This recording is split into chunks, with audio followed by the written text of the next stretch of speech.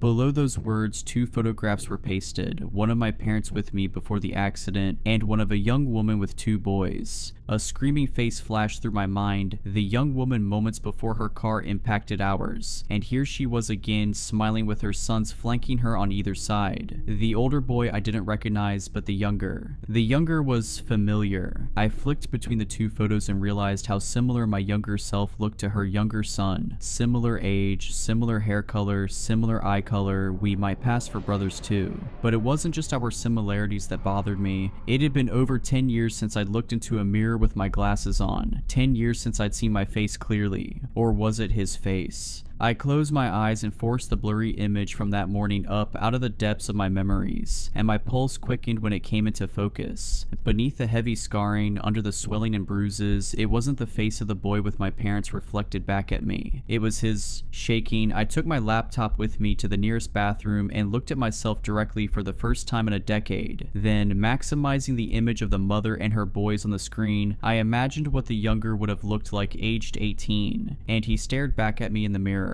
That moment, a splitting headache ripped through my skull, and I dropped to the floor. Grasping my head, I shrieked in pain while a series of images cascaded through my brain. I was seeing the accident again, though not from my perspective. I was seeing it from his. My mother's car flew into the intersection, and it was too late for his mother to stop. She screamed and reached for the back seat where he was seated, and he stretched forward with his left hand to grab her arm. He was closing his fist to squeeze it just as the impact threw her through the windshield, and an instant later, everything went black. He awoke in the hospital weeks later but was no longer the one in charge of his body. A new director had been installed. I'd been installed. The boy could hear my thoughts. He could see my memories. He knew an invader had taken control of his life, but he was powerless to do anything about it. And he watched as a man he didn't recognize shook hands with a surgeon, thanking him for saving his son's life, thanking him for being willing to perform such a radical procedure in order to do it. As the pain in my head began to wane and the scene from the hospital was replaced with the bathroom tile I'd toppled onto, I finally understood what the voice was. I understood what my father had done. I understood why my parents had never taken me to a doctor or to therapy to address the voice, why they had been so firm in their assertions that I'd tell it that I was in charge whenever it returned. They already knew what it was. In the boy's memories, it was a neurosurgeon that my father was shaking hands with. They were old friends. He was the one that saved my life, though he'd only saved part of me. The other boy hadn't perished that day, as they'd all lied to me. I had. All but my brain, which they transferred to the surviving boy's body. He wasn't the intruder. I was. Lying there on the cold bathroom floor, my mind reeled with the horrifying truth that it was now burdened with. I'd made the boy a prisoner in his own body. Sobbing, I pulled myself to my feet and looked again at the anonymous message that had shattered my reality. And I found a few more short sentences beneath the photos. "You killed my mother. You stole my brother's body. I will find you. I don't know what to do. I can't eat. I can't sleep. I crushed my glasses last night, never wanting to catch even a glimpse of my face again. I thought about trying to share control with my roommate, but beyond having no idea how to go about that, I'm terrified of what he'll do if I give him the reins, because now that I know for sure he's in there, now that I know the voice isn't survivor's guilt or a wayward spirit, I can feel him. He's stewing there in the back of our head, scared, furious, mutinous. He knows his brother's looking for him, and he's fighting to take over. Please feed Mohan his dog food pedigree at 2 p.m. The packet is in the cupboard and his dog bowl is kept near the kitchen sink. I stared at the WhatsApp message, reading it again and again. My emotions were caught between bemusement and nervousness at the bizarre request. I know what you all are thinking, just feed the dog his kibble. But here are the facts. Mohan is not a dog, he is a 10-year-old. To give you all some context upon my situation, I had agreed to babysit Mrs. Sharma's son Mohan because my mother wanted our new kooky neighbor to feel at home. And no, this was not a paid babysitting job. It was just an endeavor to build neighborly relations by my over-enthusiastic mother. But as I said just now, Mrs. Sharma was a kooky. I had only observed her twice, but both the moments left quite an impression upon me. The first one happened when I caught her cutting a bar of soap like a carrot upon my mother's chopping board. She had brought a pack of those as gifts when she first came to visit us. A brand new pack of expensive sandal soaps. At that time, I was reading a book from a position where she could not see me, but I could see her on the sofa chatting with my mother. But when my mother went to the terrace to fetch our drying clothes for 10 minutes, I surreptitiously watched her take one of the bars and start dicing it upon the chopping board my mother had just used for slicing radishes. I looked away after 5 minutes, but Mrs. Sharma had clearly left no trace of her actions because when my mother came back, they continued their nonsensical conversations while my mother once again picked up her knife and continued chopping the remaining vegetables. Needless to say, I refused to eat dinner that night and ordered from Zomato. The second incident happened when I caught Mrs. Sharma tasting Pedigree, a popular brand of dog food, when my mother and I were visiting her home. Mrs. Sharma went into her kitchen to pour some drinks and snacks for us while we were waiting in her guest room. At that time, I had a sudden urge to use the washroom. I silently walked past the kitchen, but my eyes happened to glance upon her for a few seconds, and there she was, taking kibbles out of a Pedigree packet and putting them in her mouth. I refused to eat anything she served to me and my mom later on. I also mentally grimaced every time my mom picked a bite to eat. The woman clearly had issues, and I wish that my mom would have stayed clear of her, but fate had other plans. The two had become fast friends, and now I was saddled with babysitting Mrs. Sharma's 10-year-old son Mohan. When I had questioned my mother about why we didn't see Mohan during our visit to Mrs. Sharma's house, Mom told me that it was because he had gone on a walk with a girl from our colony. My mom also gave me a list of written instructions on how to take care of that kid. I wished she would just WhatsApp me, but she just had to write it on paper in her terrible handwriting. Honestly, the only redeeming quality of Mrs. Sharma so far was that she was not as technophobic as my mother and had agreed to message me the instructions. The babysitting ordeal was to last from 12 noon till 6 in the evening. I had not even glanced upon the list my mother had given me, as Mrs. Sharma had promised me that she would text me the relevant tasks throughout the day. So, with an irritated look up on my face, I went to pursue the challenge. I first saw Mohan in the living room of their house, watching television. An episode of Doraemon blared from the television and I winced at how loud it was, but the kid was unaffected. Mrs. Sharma had just deposited the keys to her house with me right outside the house and left in a hurry, without even introducing me to her kid. Her craziness clearly wasn't going away anytime soon. I felt sorry for the kid for having such a weird mother without even having met him, so that is how I had relaxed a little and entered their living room after safely locking the door. I was told by my mother that Mohan was 10 years old, and he looked exactly like a normal 10-year-old would. He was watching the television screen with his black hair combed back, wearing a red t-shirt and a pair of comfortable pants, munching upon Maggi noodles with a glass of mango juice nearby. I introduced myself to him and he monotonously replied to my basic questions, his attention clearly fixed upon the television. But he looked comfortable enough, so I went into the guest bedroom of the house to watch Dairy Girls on Netflix after reassuring him to call me if he needs anything. I was captivated by the show until Mrs. Sharma's message notification came on WhatsApp. That is when the weird message that I had talked about earlier came in at 1:40 p.m. and reading the message made me wish that there was some version of CPS in India, because the entire event just screamed that something abusive was going on with Mohan and his mother. I wondered if Mrs. Sharma was joking with me, so I nervously went to the cupboard to see if I would actually find dog food over there. I was hoping that the last time I saw her eat Pedigree kibbles in her kitchen was just some hallucination or glitch in the Matrix moment, but there it was, a yellow packet with a cute little golden retriever picture, a big packet of Pedigree. I stared at it for a good 10 minutes, wondering what my next steps should be. Should I make a run for it and inform my mother about the incident, or should I grab Mohan along with me too? Or should I just ignore my conscience and feed him the dog food and finish my babysitting task? Because if the past events were anything to go by, it certainly would not be the first time he would be eating it. My mind was racing in all directions, until suddenly I heard scratching at one of the bedroom doors nearby. To say that my blood had turned to ice by now would be an understatement. I quickly ran to Mohan and asked him what was causing the scratching. Maybe it was just a pet that Mrs. Sharma had confused with Mohan, I thought nervously, but Mohan's reply caught me off guard. "It is the red man," he told me. What?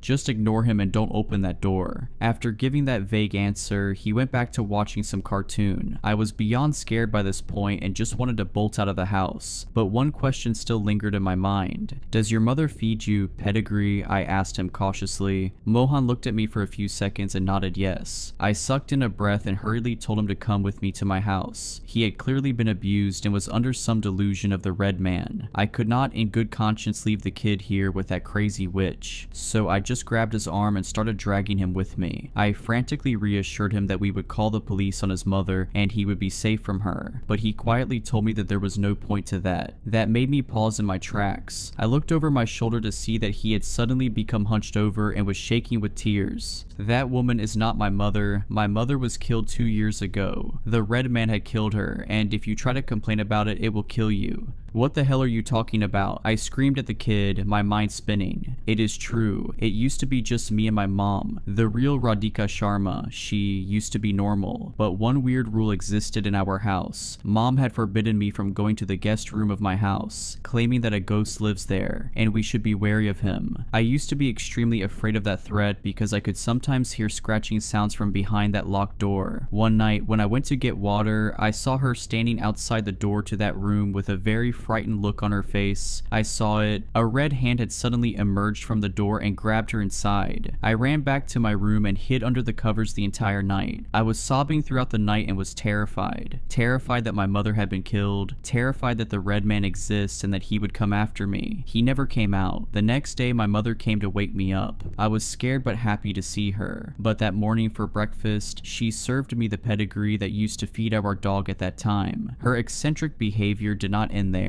She would always take baths with a mixture of milk and oil. She would sleep on the roof of our car with her eyes open. She would twist her neck at odd angles pretty often, and she would also cut up slices of soap to feed our dog. Our dog, he died soon because of that. I stared at Mohan with a numb feeling. He continued his rambles. I knew then that thing was not my mother, that my mommy was dead, and I also knew that whatever that thing is, it was trying to imitate humans. It has gotten rather good at it over 2 years. We moved a lot during that time. It will always chat up the new neighbors, trying to appear more and more normal. I knew it was some weird creature, but I also knew that it was not the red man, because no matter where we moved, there would always be one of our rooms that would be locked and off limits to me, and I could hear scratching behind it. He finally finished his story while sobbing throughout. I just kept on standing there, feeling like an icy hand had gripped my heart. I was not afraid for the kid. I knew he would survive somehow. I was afraid for myself, knowing that I had basically entered a haunted house. Mohan had escaped my grasp and ran upstairs, probably to cry to himself some more. But I knew that if I didn't get out of the house that second, my legs would give out and I would not escape alive. I was about to make a run for it when I heard a tire screech in the background. Mrs. Sharma, or more pointedly, the thing imitating her, was home. I just stood there frozen like a statue when the lock turned. The thing must have had a spare key, of course, and within moments it opened the door and entered the house with a cheery face. "Hello dear, how was your day? I am sorry I came home early. The grocery shop I like was closed today and I was free to come home early. I hope you had fun with Mohan, he is very friendly." The thing grinned at me. I just stared in silence, not a movement out of me. It moved towards the room from where the scratching sounds were coming from, still chatting me up. I hope Mohan ate his food properly. He generally is a good boy, but I had to discipline him for a very long time for him to reach that stage when it comes to food. I watched in silent horror as it came to stand before the door with the scratching sounds, but a confused expression came upon his face. "Dearie, did you not let Mohan out of the room?"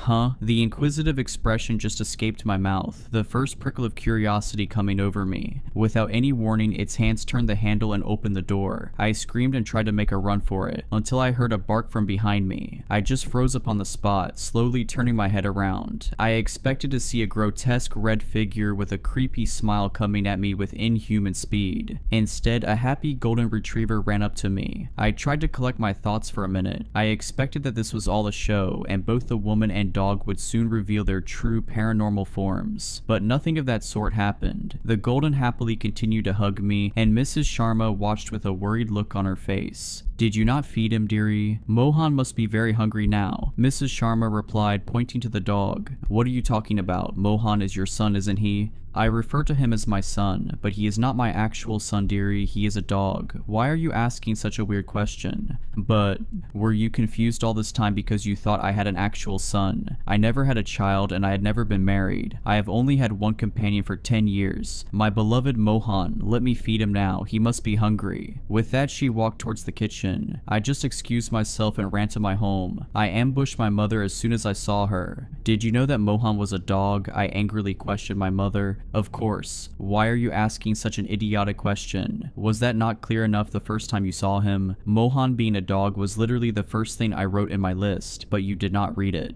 My mother chided me. I was at a complete loss of words. If Mohan was a dog, then who the hell was the boy I talked to? Wanting more answers, I started narrating Mrs. Sharma's past actions to my mother. I told her about Mrs. Sharma's weird soap chopping and pedigree eating behaviors from earlier. I expected her to be shocked at this, but she only laughed. She was chopping the soap because I had asked her to do that, silly. I had wanted to take those pieces of soap to keep them in our potted plants. I had read somewhere that they repel insects and wanted to check for myself. And as far as the pedigree eating is concerned, she did not eat it. She told me that she puts a few pieces in her mouth to encourage Mohan to eat it. She sometimes does it even when he is not there out of absent-mindedness. You may think it is weird, but the tactic has been quite effective so far. With that, my mother started walking towards the dining table, still speaking.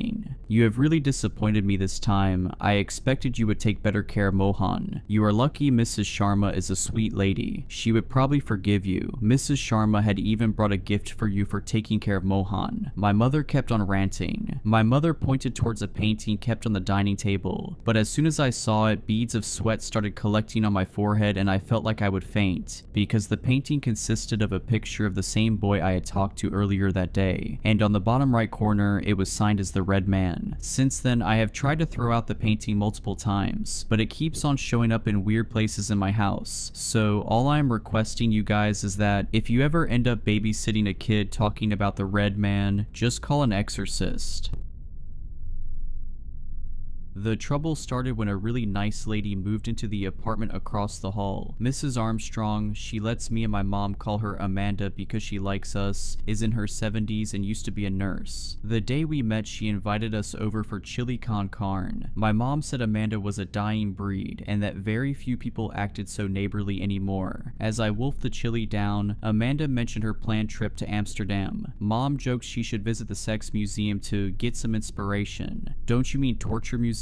Amanda replied, laughing. I didn't really get the joke. After the meal, Amanda cleared our plates. I excused myself to use the bathroom but opened the wrong door. That's how I met Benji. Benji is a blonde Pomapoo, which is a type of dog. He chased me down the hall, growling and barking. Luckily, Mom zipped over in a flash. She used to train special dogs that helped blind people, which meant animals loved her. If she walked into a lion's den, the lions would probably roll over and ask her to scratch the soft fur on their bellies. As she petted Benji, I ate chocolate cake. Mom always said I should try being nice by asking people questions, so I asked Amanda about a picture on the wall, and her eyes went misty. I asked Mom if I did something wrong, but Amanda promised everything was okay. She said the picture was of her daughter who got sick and died a long time ago. Like Amanda, the girl was very pretty, except she had red hair, not white. Mom got choked up telling Amanda about my dizzy spells and migraines. Because I got brainstorm clouds every few weeks, I couldn't move out after I finished school, but Mom explained how I always help with the bills. A nice man called Mr. McCann owns a hotel nearby, and he lets me work in its restaurant sometimes. Mr. McCann doesn't have a problem with me taking time off whenever I'm sick. I'll admit I'm very lucky to have Mom. She always helps nurse me back to health. After Amanda told us about her daughter, she stayed quiet for a while. To make her feel better, I said, "Don't be sad. I can tell from how much Benji loves you, your daughter was lucky to have you as a mother." After that, Amanda gave me an extra piece of cake. "Oh, one more thing," she said as she walked us to the door. "Please don't mention Benji to anybody." The landlord, Mr. White, was friendly, but he didn't like animals. Mom promised her secret would be safe with us, and then back home she said, "That was a nice thing you said back there." Sometimes Mr. White lived in the apartment below ours. He worked as a doctor but owned a bigger house in the country, so he only stayed there whenever he got too tired to drive home. Mom said this was good because having somebody stomp around downstairs would make my migraines worse. Mr. White also let us pay our rent late if we didn't have much money that month. In January, Mr. White died of a heart attack. This made me sad because he always left us treats and a nice card on Christmas. Mom told me his son, a man also called Mr. White, inherited the property and that she hoped nothing would change. The day the moving vans appeared, Mom and Amanda looked nervous. New Mr. White planned on living downstairs all the time. This meant Amanda needed to keep Benji inside and only take him for walks when she knew the coast was clear. I said new Mr. White might have liked animals more than his dad, but Mom said sometimes it's better to keep your mouth shut about these things. To reach our apartment, you needed to go through the main hall and up a set of stairs beside Mr. White's door, and the day after he moved in, he came out just as me and Mom arrived with our shopping bags. He kept asking Mom if she had a husband. Then he pointed at me and said, "What's his problem?"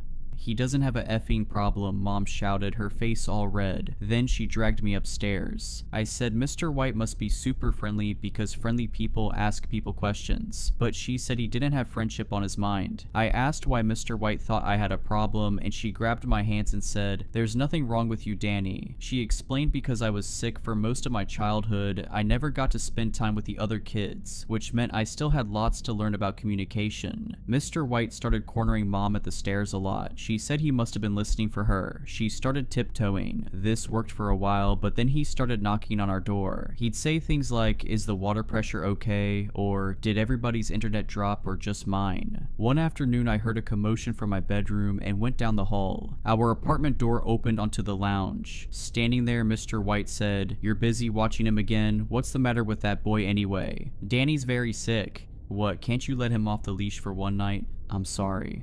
So he'd old enough to grow a mustache but can't wipe his own butt. After Mom slammed the door, we made eye contact. She asked how much I heard. I said everything. I could tell by her tone she was upset, so I gave her a big hug. I told her if Mr. White made her cry again, I'd beat him up, and that made her smile. Then I said I'd tear his stomach open and rip his innards out, and she told me I'd gone too far. A few days later, I got startled awake by somebody pounding the door. My brain clouds meant it was hard to follow what happened, but Mr. White kept screaming the word dog over and over. In the morning, Mom wouldn't tell me about their argument, but Amanda came over with a bottle of wine like the kind they serve at the hotel. Mom told me to go to my room, but I hid in the hall instead. Mr. White was annoyed about the yappy F word running around our apartment. He said he heard a dog's toenails click across the floor, which would be his roof. Amanda heard this and knew he meant Benji, but was terrified what would happen if Mr. White found out. "Benji's all I've got," she said through tears. Mom hugged her and told her not to worry. Mr. White started causing lots of trouble. Mom said she always smelled alcohol on his breath, and when people had too much alcohol at the hotel, that's when the doormen kicked them out. One night, I woke up to Mom screaming, "Do you see a doggy bull anywhere around her, or how about a leash?" Blood was thumping in my ears and their loud voices were so painful. I squeezed my eyes shut and silently counted to 10, making my mind blank until my head stopped hurting. In the morning, Amanda brought us cookies. "I don't understand how he can still hear Benji," she said. "I've soundproofed the apartment." She offered to help with our rent, but Mom said no. She said Mr. White was probably just making excuses to be angry because she wouldn't F-word him. Later, she explained to me we needed to stay on our best behavior because that B-word would have used any reason to evict us.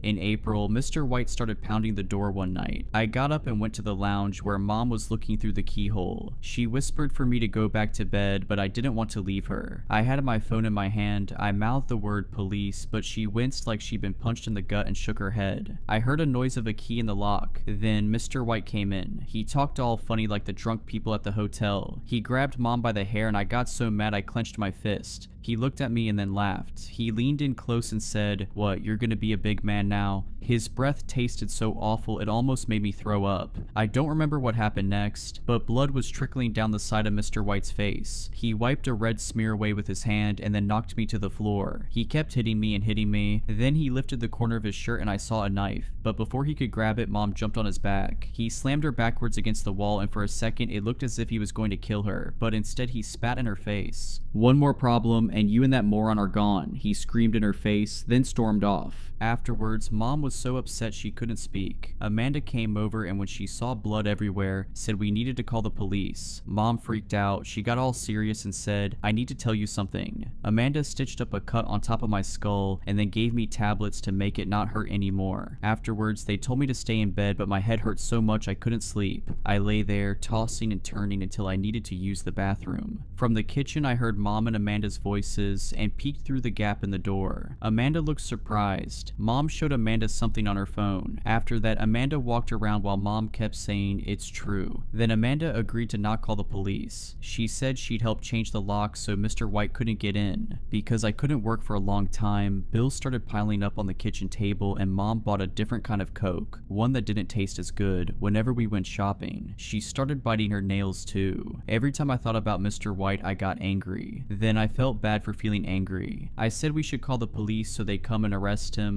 but she said nobody would believe us and we'd just get evicted anyway. So I had the idea to install a security camera. That way, if he caused more trouble, we'd have proof. After my bruises healed, I worked extra hard at the hotel until I'd saved enough money from tips. I installed the camera on the cabinet in the corner. I angled it so you could see the front door, the wall, part of the sofa, and the window at the front of the apartment. I knew Mom would be furious if she found out what I'd done, so I hid the power cable behind a row of dusty books she never read. It wasn't long before I felt the storm clouds setting in again. I spent several days in bed with Mom bringing me my meals until one night I woke up drenched in sweat, twitching and whining. From somewhere nearby I heard Mom scream. It felt like I might explode and the haze got way worse. After that, all I remember is darkness. I woke up in bed with vomit all over myself. I cried and called for Mom, but she didn't appear. I dragged myself into the lounge where her and Amanda mopped the floor. Mom reacted like she was watching a scary movie when she noticed me. The front door wasn't sitting right and a lamp was broke. "What happened?" I asked, confused. She practically marched me into bed. She said she didn't want me making my condition worse, but I could tell from her voice she was keeping a secret. A big one. She dabbed my head with a wet cloth, promising there was nothing to worry about. The second she left me alone, I pulled up the camera footage on my phone. It started with Mr. White hammering the door, his voice muffled and unclear. Mom begged him to leave. There was a sound of him trying his key, and then his voice got even louder. The door bounced in its frame until it crashed open and slammed against the inside wall. Mom threw her arm across the doorway, creating a barrier, but Mr. White backhanded her to the floor. She threw her arms around his waist and prayed like people do in church, and for a second he looked as if he might leave. Then I crawled into frame and hit his ankles with my hands. I was so sick I don't even remember doing it. Mr. White grabbed my hair and pulled out his knife, but before he could use it, Mom grabbed a lamp and hit him on the head, so he grabbed her by the throat and pushed her against the wall. I crawled out of the frame crying. Mom's eyes bulged out of her skull and her face went bright red, and I thought she was going to die. But then a gray fuzzball hit him and sent him tumbling across the floor. The gray thing took up a lot of the frame. I couldn't make it out so well in the dark, but some clouds must have gone away because lots of moonlight shone through the window and I realized it was a really big wolf. Its mouth was like a cavern, and the sharp fangs sank into Mr. White's scalp, and then blood poured down his face. The wolf turned to Mom and licked her hand. She ran her fingers through the thick fur on top of its head. A little later, Mrs. Armstrong appeared in the doorway. At first, she looked shocked, but then Mom waved her over and she approached the wolf nervously. She scratched the wolf behind its ear. Afterwards, Mom buried her head in her hands, sobbing. Amanda grabbed a severed arm and waved it like a stick, shouting, "Here, Danny," until the wolf followed her out of frame. Amanda returned with a bucket and a mop. I scrolled ahead in the footage. The two of them got rid of Mr. White and then cleaned until I appeared, asking what happened. Now I'm still here in bed, and honestly, I am so scared. I don't think the wolf would hurt me because it didn't hurt Mom or Amanda, so I think maybe it only hurts people who cause trouble. I guess she didn't want me to call the police in case they found the wolf. I don't know why Mom wouldn't tell me about it though. I know animals get weird around me, but I think we maybe be good friends since we have the same name. I'm nervous we might get evicted, but maybe not because Mr. White is dead. I love Mom more than the world, so I'm obviously not going to do anything to get her in trouble, but I'm still really scared and confused. Anyway, thanks for reading my story. Hopefully I figure things out soon.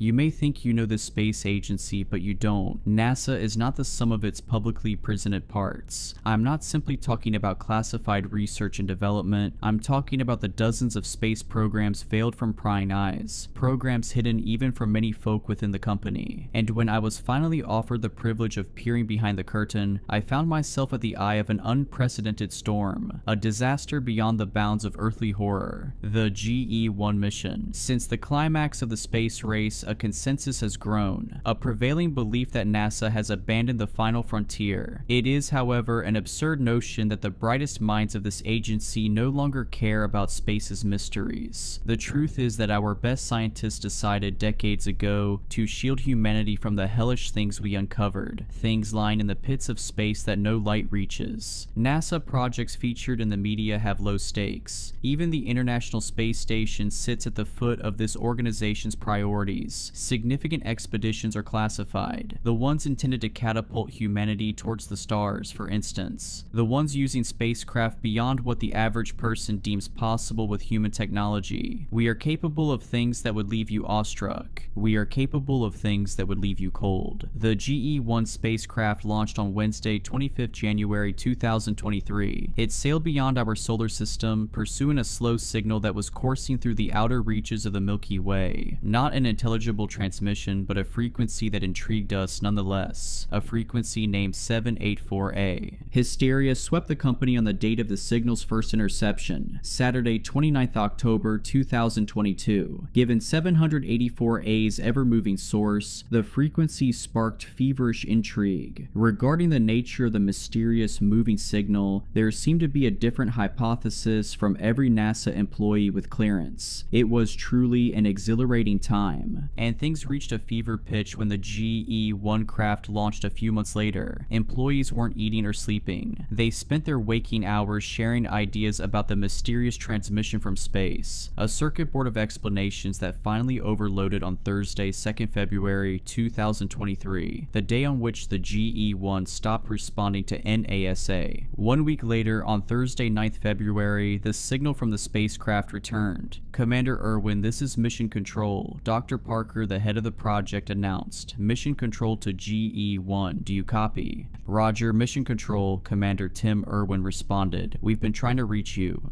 We lost contact with GE-1 7 days ago, Commander. What happened? What is your status? Dr. Parker asked. All systems are fine, Mission Control, Irwin replied. Dr. Parker seemed flustered by the commander's nonchalant demeanor. The project leader clawed at his gray, thinning hair with tense fingers. The old man seemed to be carefully considering his next utterance. 7 days without contact, Commander. 7. GE-1 disappeared at our end. Do you have a status report? Anything which might explain why we were unable to communicate with one another? Parker asked. Nothing, Mission Control, Irwin blankly replied. As for 784A, we reached the transmission point of the signal. There was nothing to be found. We have collected as much data as possible, requesting clearance to return home. There were several minutes of nervous mumbling from various scientists and board members. Dr. Parker looked broken beyond measure by the time he leaned forwards, heavy breath beating against the microphone. He was trembling with a mixture of rage and confusion. Roger, Commander Irwin, you have clearance to come home, Parked croakily whispered. On a vessel traversing space at an unfathomable pace, the astronauts returned home. The craft silently landed at an unofficial NASA site on Wednesday the 15th of February, 2023.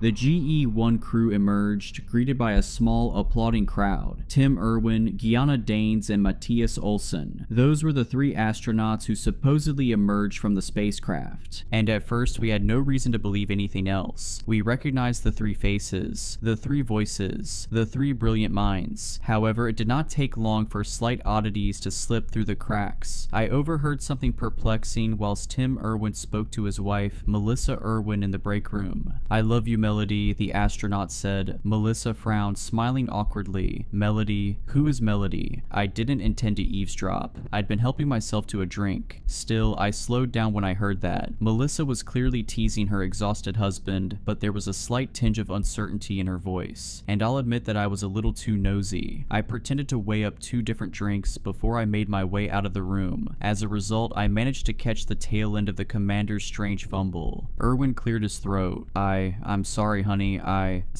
forgot my wife's name, Melissa laughed, finishing his sentence. No worries, honey. It's Melissa, by the way. Just to let you know, I didn't realize I had to worry about you finding another woman in space. I know your name, Tim icily sliced. I froze halfway out of the door as Melissa replied with a timid voice. Sorry, sweetie, I know, I was only joking, she assured. Your head must be all over the place. You look like you need a good rest. I laughed to myself once I was out of earshot, but I felt the same as Melissa. Something was slightly uneven about Tim's disposition. It wasn't simply a sleep-deprived brain. I knew that, and she knew that. The commander's voice changed when his wife confronted him. It didn't sound like the astronaut any longer. I didn't know Tim incredibly well, but I knew that he was different. Whatever the case, I would have forgotten about the entire thing, dismissing my gut feeling as the result of a nerve-wracking week or two. Everybody had been unsettled since GE-1 lost its signal. We were still recovering from the stress of those awful 7 days without any communication with the spacecraft. There is one other thing worth mentioning from the day of GE-1's return. One of my coworkers claimed to find Gianna Dane standing alone in a corridor, staring at a bathroom door, not entering, not moving. Sleep deprivation, I thought again. 1 year later, that explanation no longer sufficed. On Wednesday, 31st January 2024, an unidentified object entered Earth's atmosphere, tumbling into the Pacific Ocean, a catastrophe that was only brought to NASA's attention because the object in question utilized advanced cloaking technology, though it did not broadcast a signal. It was a government satellite that detected the craft, and when specialists identified that they had detected technology used by minus our primary government contractor, NASA immediately sent a recovery team to the ocean site. That was as much as I knew until Dr. Parker knocked on my door. I'd appreciate your input, he said. Pardon, I replied, fearing for a moment that I'd have to join the exploration team. You're one of only 24 people who were involved with the GE-1 project, Parker explained as if that were enough information. I don't understand. That project ended a year ago, I said. Dr. Parker's brow furrowed. Please come with me, Dr. Odell. And then, after following the man to the control room, I learned something which my brain, usually eager to embrace the unknown, wanted so desperately to unlearn. On the ocean floor, thousands of feet below the water's surface, NASA found the GE-1 spacecraft. What? I gasped. We don't know, Dr. Parker replied. I need your help though. Why? I weakly asked. I don't understand any of this. The GE-1 is sitting in a hangar, isn't it? Yes, Dr. Parker nodded, but it's also sitting at the bottom of the Pacific Ocean, 3,000 miles off the east coast. My face whitened, and the man nodded. Take your time to process that, he said. I'm still working on wrapping my head around it. After a minute or so, I finally summoned a question that I didn't find utterly foolish or uneducated. It's the exact same spacecraft, identical in every way, I asked. The project leader sighed. Well, yes and no.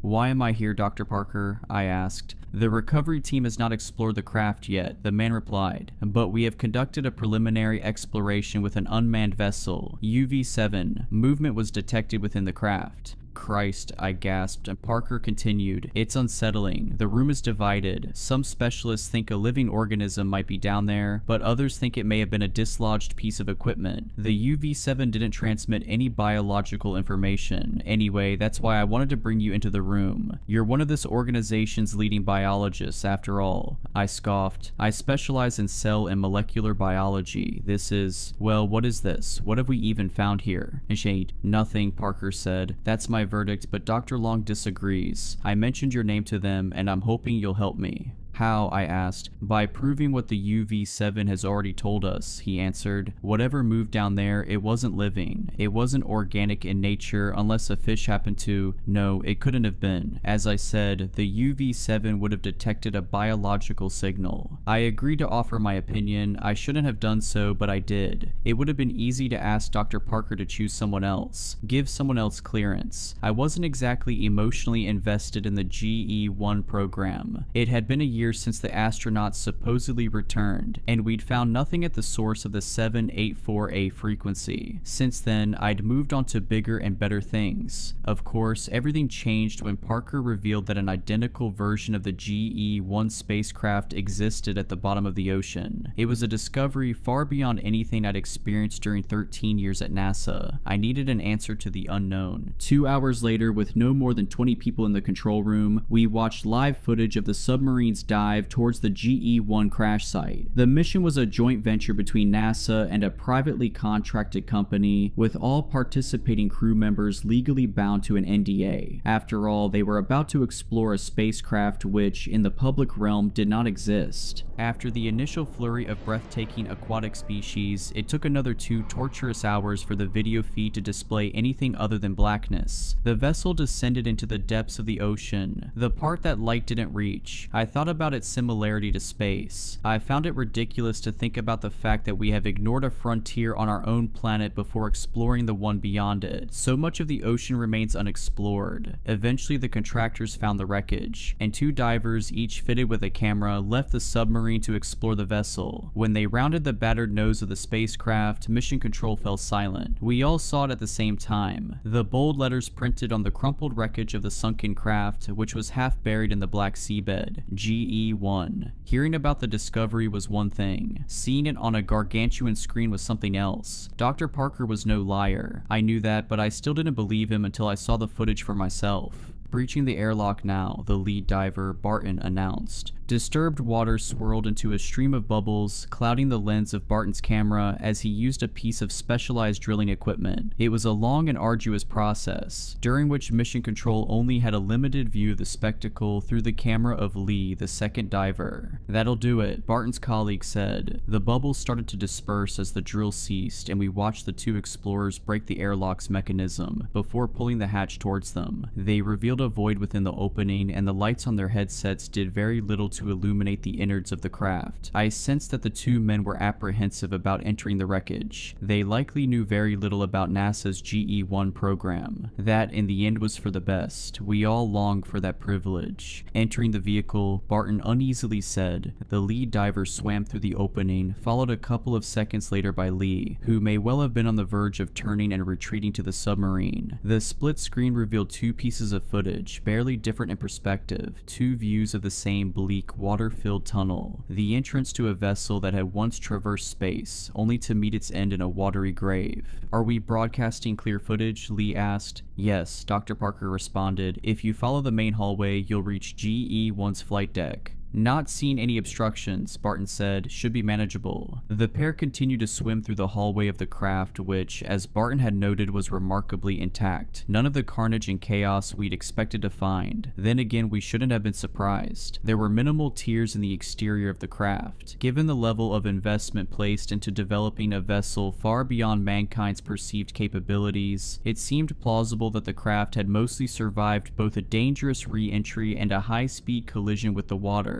What did not seem plausible was Parker's explanation that we were looking at a carbon copy of an existing spacecraft, one which I'd watched land on Earth a year earlier. I had no reason to believe that everybody in the room had to be lying to me, but something in my brain refused to compute such an impossibility. I wouldn't have ever believed Dr. Parker, even if I'd gone to the hangar and physically seen the craft in person before swimming to the bottom of the ocean to view its twin. Even after everything I've seen, I still try hard not to believe any of it. "Oh Jesus," Barton cried. It only took a second for the camera to reveal what the diver had seen, the hellish scene that had sparked such a haunted response, and I unleashed a similar yelp of terror. We all recoiled fearfully. In fact, I suppose none of us had hypothesized what we might find in the wreckage, even when the debate about movement and biological signatures had raged. There was no joyous hysteria. This was not like those early days of the GE-1 project. Nobody seemed exuberant to find 3 floating spacesuits at the front of the spacecraft. Spacesuits that were not empty. Spacesuits that were surprisingly intact. It had taken roughly a day or so since the GE-1 crash for the divers to breach the vessel. 24 hours for the bodies to decompose underwater. The skin of each astronaut was discolored and wounded with haunting, razor-thin gashes, but their gaunt faces were unmistakable. The 2 men and 1 woman, each wearing a scream to the grave, were the 3 astronauts who had returned to Earth 1 year earlier. Worst of all was the corpse of Commander Tim Irwin. The upper half of his helmet and the head within had been cleanly severed above his gaping mouth. That explained the rotten nature of his remaining lower half, in comparison to Diane's and Olsen, who were each encased in a suit without oxygen. The ship's oxygen would have lasted at least a month or so, resulting in partial decay of Irwin's remaining face, exposed by the savagely sawn helmet. The lower half of his face bore holes in the cheeks, revealing teeth behind. One scientist murmured that the 3 scientists may have died long before impact. Within a sealed spacesuit lacking oxygen, the decomposition process would be slowed. Of course, that only raised more terrified questions. One in particular played on my mind. Why were the astronauts wearing suits inside the spacecraft? A technical engineer gave a probable explanation for the ship's return. The GE-1 was programmed with a homing initiative. In the event of life loss, or 24 hours without manual piloting, the craft's motherboard was programmed to assume automatic control of GE-1 and steer it back to Earth.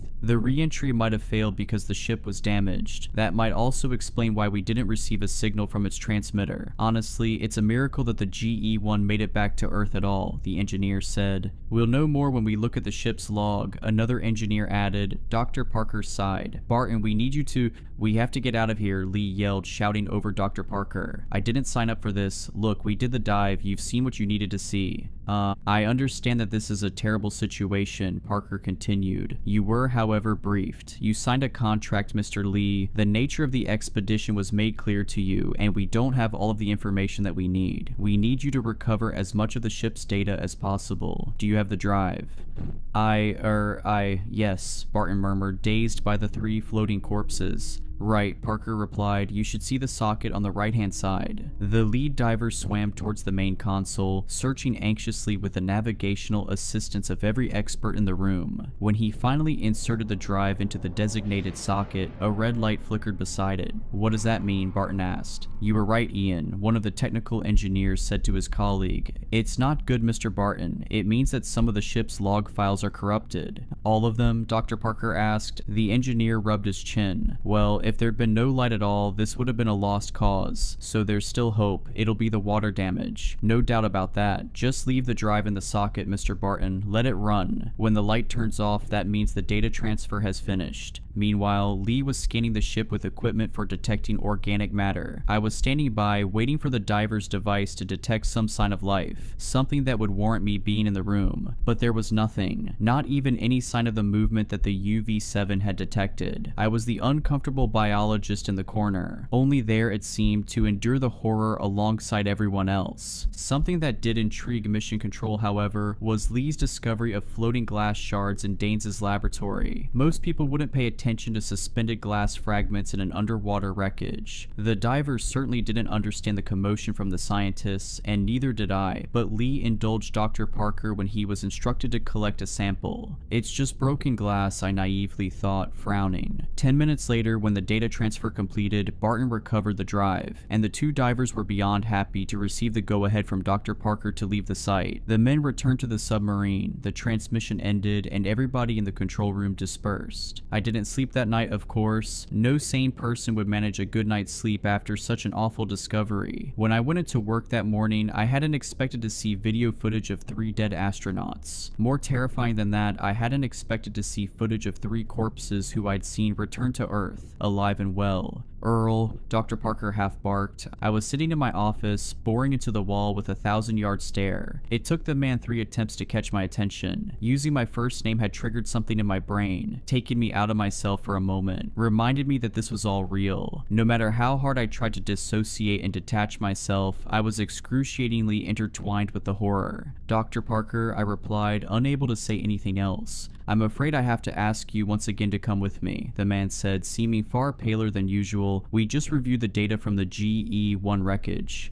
What did you find? I whispered, voice breaking. Parker sighed. If you come to my office, you'll see. I really need your opinion. That seemed like a lie to me. Dr. Parker had been talking about the importance of my opinion as a biologist since the start of the GE-1 program. In the end, I'd simply been a limp, lifeless limb. Hardly even a backup appendage. Just some excess fat that somebody had forgotten to trim. As it would transpire, however, Dr. Parker had finally found something that required my input. Out of 102 audio files on the drive, only 2 were uncorrupted, 2 recordings from Commander Tim Irwin. Within those recordings, Dr. Parker heard something he didn't understand, heard many things he didn't understand. Unfortunately, I scarcely understood the recordings either. What little I did understand, however, horrified me, and I saw that coming. It was foreshadowed by the project leader, by his haunted eyes. The board need to know whether they found something alien in nature, Dr. Odell. I still don't think it's not organic. I don't believe that. They won't listen to me, Dr. Parker said, but they'll listen to you. I could tell that the man no longer believed his own words. He wanted me to prove him wrong. File 86. This is Commander Tim Irwin. I am recording this message at 1440 on Thursday, 2nd February 2023, Greenwich Mean Time. Since 12:15 today, we have been unable to contact Mission Control. Olsen has not pinpointed any malfunction, so we hope that all remains well back home. The 3 of us are contemplating the possibility that the issue with our broadcasting signal stems from what we have discovered, the source of the 784A frequency. We found it, and given what we have experienced over the past 2 hours, I believe it to be vital for me to record our findings in the absence of any communication with Dr. Parker. At roughly 12:35, shortly after losing contact with home, we finally saw a physical manifestation of the frequency that we've been hunting for 8 days. We were starting to think there would be nothing there. We'd been eyeing blackness for hours, believing that the transmission had no visible source. It was when we neared a mile or less from the signal source that we finally saw something tangible. I'm still struggling to describe our discovery.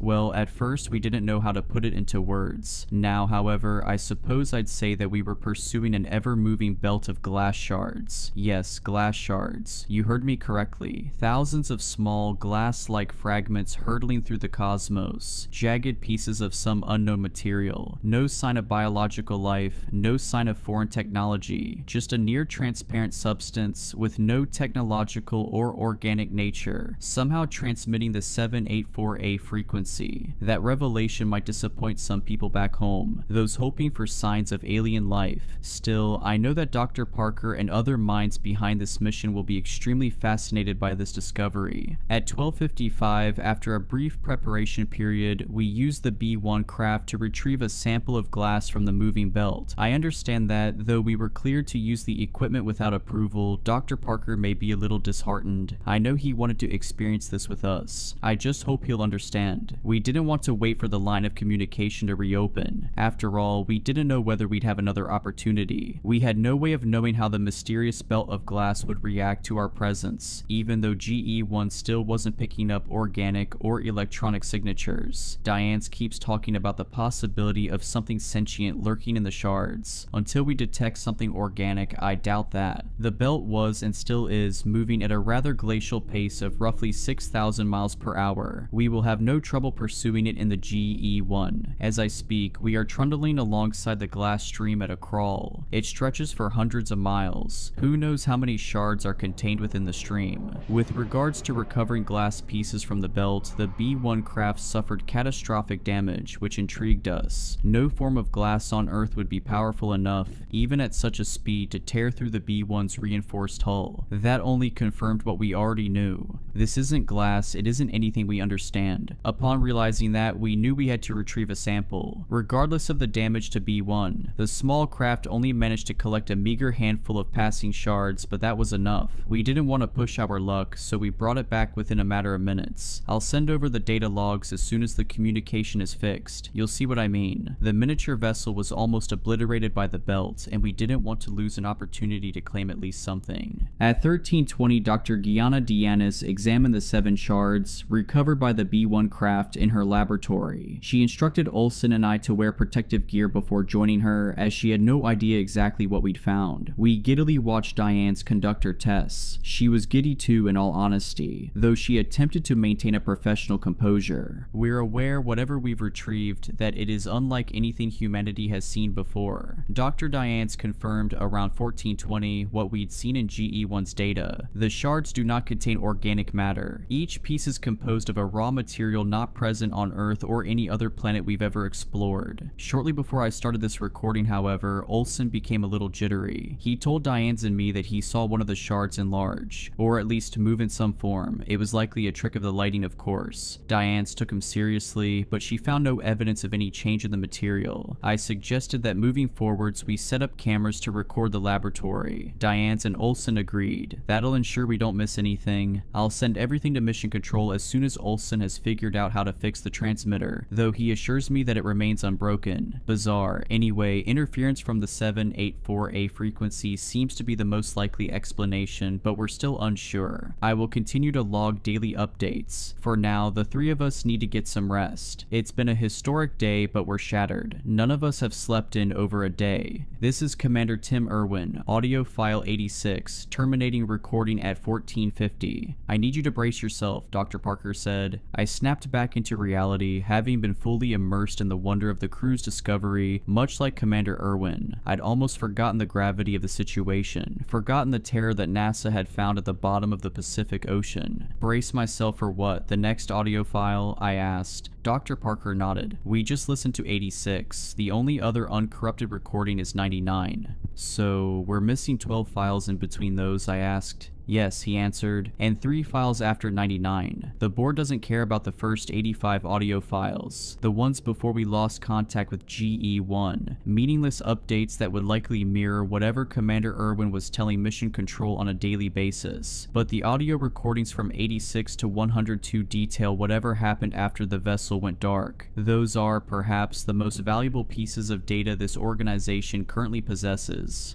Right, is file 99 useful? I asked. The doctor's lip quivered as he hovered his unsteady index finger over the mouse, contemplating whether to inflict such horror upon me. I wish he hadn't. Useful? That's an interesting word. I don't know, Dr. Odell. It tells one horrifying part of a story we don't understand, Parker croaked before clicking. File 99. This is Irwin. 99. File 99. Since the last few recordings, it's all over, and things were already terrible. This must be my 5th recording today. I'm sorry. Sorry for the backlog of files for you two. Oh, who cares? Why am I apologizing to anyone? Nobody's there. Nobody will ever be there. I'll be lost to space and, well, I hope somebody hears it. There's the protocol after all. The return protocol. I'm no engineer, but I remember Olsen talking about it. If GE-1 makes it back to Earth, I hope these recordings make sense to you. Whoever's listening, none of this makes sense to me. And it's even worse now Diane's is gone. She died at, I don't know, 2210 perhaps.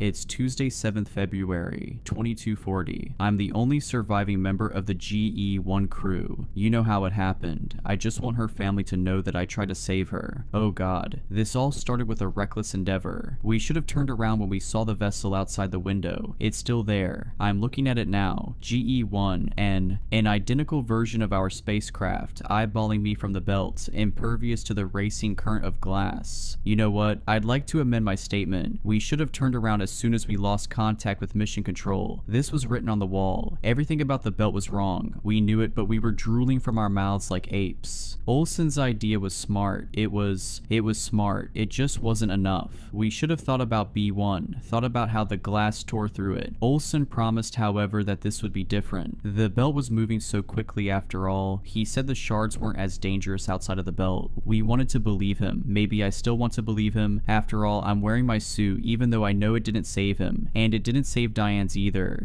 I spent most of the day trying to stop the bleeding, but it was awful. You heard it. You don't need me to tell you. I still hear her words, ringing in my ears. The things she described, the way it cut into her skin and then disappeared. The glass disappeared after hacking her face to pieces. It was so methodical and quick. So eerily quick, but not in a merciful way. Her dying scream will never leave my mind. Neither will the sight of that sharp shard, unbound by the laws of physics, slicing her face with clean, swift motions. A weapon wielded by an unseen force. I've locked the lab. That won't be enough, will it? It wasn't enough to stop. Oh, there it goes. That's why I wanted to record this. I keep seeing something in the copied version of the GE-1 spacecraft, gliding 100 yards away from the real one. I keep seeing movement behind the windows.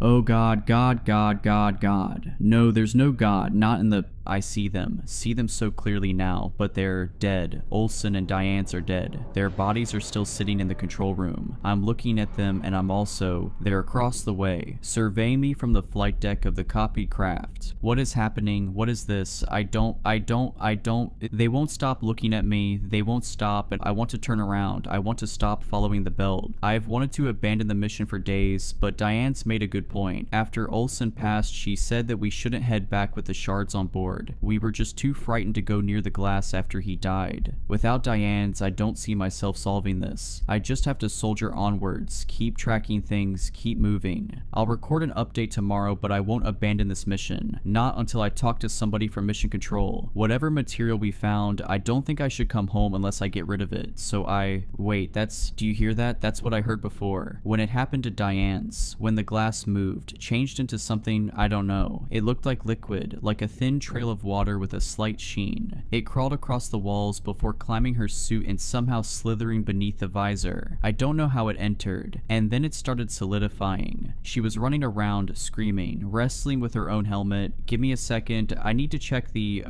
lab. Yes, there are fewer pieces of glass. That's the other thing. 4. There are only 4 shards. We collected 7 from the belt. There were definitely 7, then 6 after the mirrored version of the GE-1 craft appeared outside the window. 5 after we found Olsen's body in the airlock. 4 after it took Diane's. Wait, there were 4 after Diane's died. At 22:10, it's 22:43, and I only see 3 shards in there, sitting on her desk, but the door's locked, there's no sign of exit.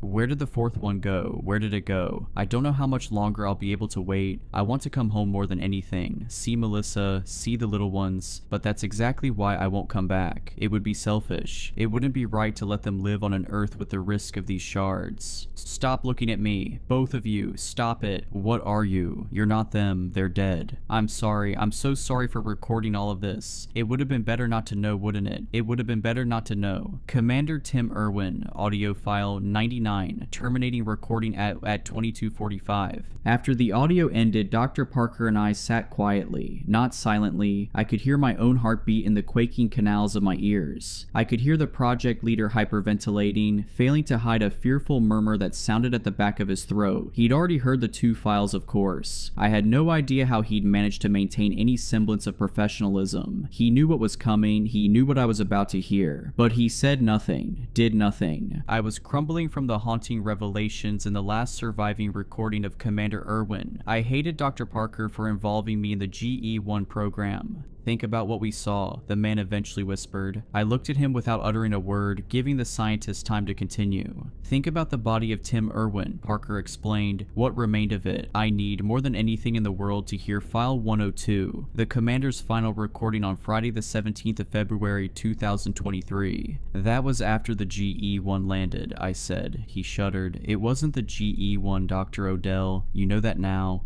I'm thinking about the shards recovered from the wreckage. What happened to those? I asked, gripped by a fresh wave of terror. Dr. Parker lowered his head. Scientists are examining the fragments. Dr. Zealand's team. Now you've listened to the audio files, I'd like you to lend your expertise in his laboratory.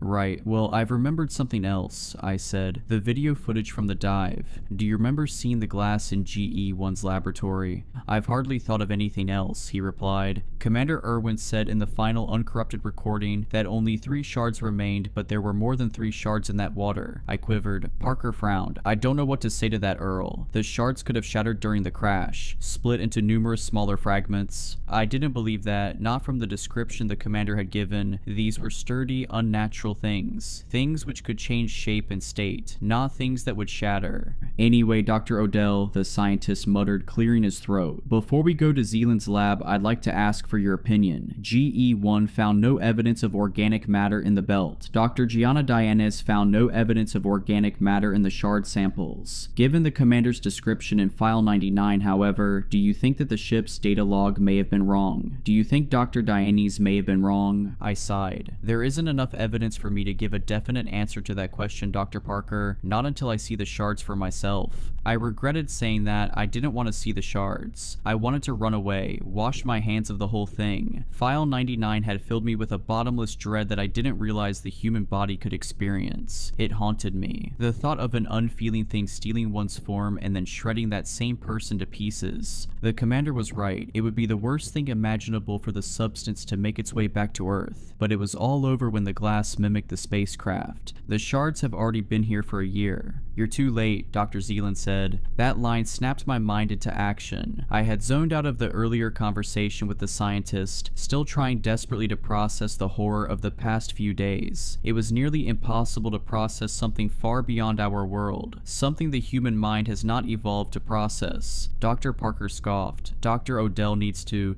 Dr. Odell is too late, Zealand interrupted. We disposed of the shards this morning. I beg your pardon, I asked. The fragments were dangerous. The audio recordings made that abundantly clear. Dr. Long ordered us to destroy the samples, Dr. Zealand said. At that moment, Veronica Riding emerged from the lab, which was being barricaded by Dr. Zealand's hulking form. The sheepish woman was pushing a trolley of black waste bags, and she seemed to be trying to avoid detection. Regardless, hope sparked in my mind, as Veronica was a close friend of mine, not just a colleague. I hoped she would clear up the strangeness of the situation. The idea of NASA discarding such an important historical find seemed unthinkable to me. It was a lovely thought, there's no denying that. I wanted to entertain the possibility of the agency putting mankind's safety before mankind's progression, but I'm not a moron. Veronica, I called, is it true? What was that, Dr. Odell? She asked, stopping to face me. My body temperature lowered. As I eyed the face of my dear friend, I felt the shift. I didn't see a physical difference in Veronica's appearance as such. The shift in my fractured mind was more subtle than that. It was a feeling that whisked the contents of my gut. Veronica always called me Earl. If you enjoyed these stories, please consider subscribing and liking this video. Let me know your thoughts of these stories in the comments below. I frequently talk to my viewers there. But anyways, I hope you were creeped out.